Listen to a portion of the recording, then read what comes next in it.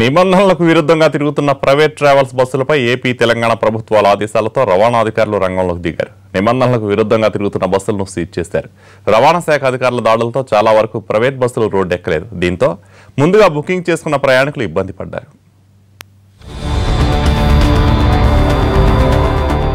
Arunachal Pradesh పాండిచ్చేరిలో registration చేసుకుని తెలుగు రాష్ట్రాల్లో అక్రమంగా నడుస్తున్న బస్సులను 2 ప్రభుత్వాలు సీజ్ చేయాలని నిర్ణయించడంతో ప్రైవేట్ ఆపరేటర్లు జాగ్రత్త పడ్డారు.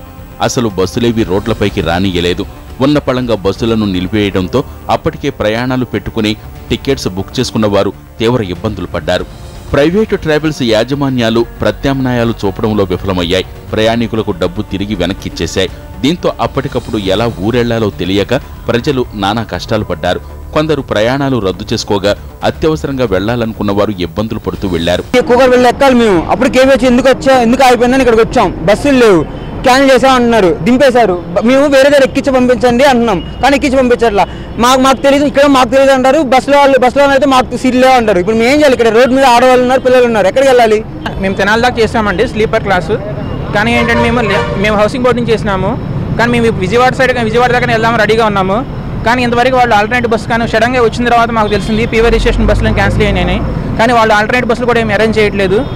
కొన్ని చోట్ల అరుణాచల్ ప్రదేశ్తో పాటు పాండిచ్చేరి రిజిస్ట్రేషన్లతో ఉన్న బస్సులను సీజ్ చేశారు రవాణా శాఖ అధికారులు. ఆపరేటర్లు ముందుగా జాగ్రత్త పడటంతో రాత్రి వేళల్లో నిత్యం ప్రైవేటు ట్రావెల్స్తో రద్దీగా ఉండే కొక్కట్పల్లి, లకిడికాపూల్, ఎల్బీ నగర్లో బస్సులు కనిపించలేదు. మేము ఆల్రెడీ టికెట్ తీసుకున్నామండి, బట్ కానీ మిడ్ నైట్ బస్సెస్ ఆపేసి ఇలా గొడవ చేస్తున్నారు. మాకు ప్రాబ్లం అవుతుంది, జర్నీ ఎక్కడ తీసుకెళ్లారో తెలీదు. ఇంకా మాకు వాళ్ళకి ప్రాబ్లం ఏంటండి? ఇంకా డిఫరెన్స్ ఏం లేదు కదా, మేము ఆల్రెడీ బుక్ చేసుకున్నాము. సో మమ్మల్ని ఆపేసి వాళ్ళని ఎక్కించుకోవాలో వద్దా, అది ప్రాబ్లం వాళ్ళది. సో ఇలా చేస్తే కనుక జర్నీ చేయాల్సిన ప్రాబ్లం కూడా చాలా ఫేస్ చేయాల్సి వస్తుంది. మేము గుంటూరు వెళ్ళాలండి. రవాణా శాఖ దాడులు రేపు ఎల్లుండి కూడా కొనసాగనున్నాయి. దీంతో బస్సులు బయటకొచ్చే అవకాశం లేదు. టికెట్లు బుక్ చేసుకున్న వారు ఇబ్బందులు పడక తప్పదంటున్నారు ట్రావెల్స్ యజమానులు. నైట్ 9 గంటలకు ఇందాక పీవీ రిజిస్ట్రేషన్ వాళ్ళు కూడా ఆపమన్నారు. మాకు మొత్తం ట్యాక్స్లు మొత్తం ఉన్నాయి, అన్ని ఫిట్నెస్ మొత్తం ఉంది, అన్నీ ఉన్నాయి.